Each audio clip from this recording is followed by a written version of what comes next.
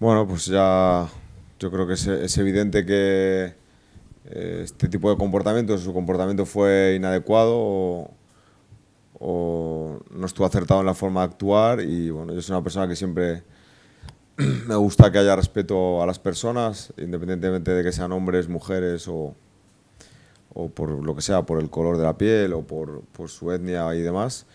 Y es evidente que pues hay que valorar esa situación así, pero también es verdad que por otro lado es una lástima que toda esta situación pues empañe, creo que el gran éxito que han tenido la selección femenina, ¿no? Que es campeona del mundo y bueno, pues esto me provoca un poco de tristeza, pero bueno, esto es un poco lo que sucede y además tampoco conozco el tema como para poder valorarlo desde un punto de vista que tenga toda la información de lo que ha sucedido, ¿no? Somos meros espectadores, pero bueno, evidentemente es una situación que pues, no es adecuada a ese comportamiento y creo que no está bien.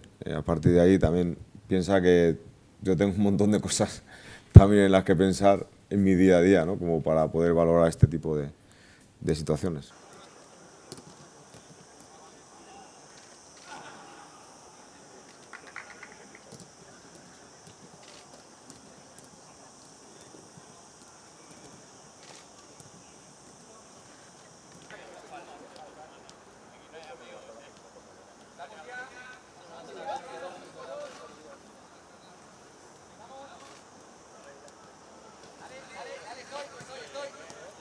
A dos toques, ¿no?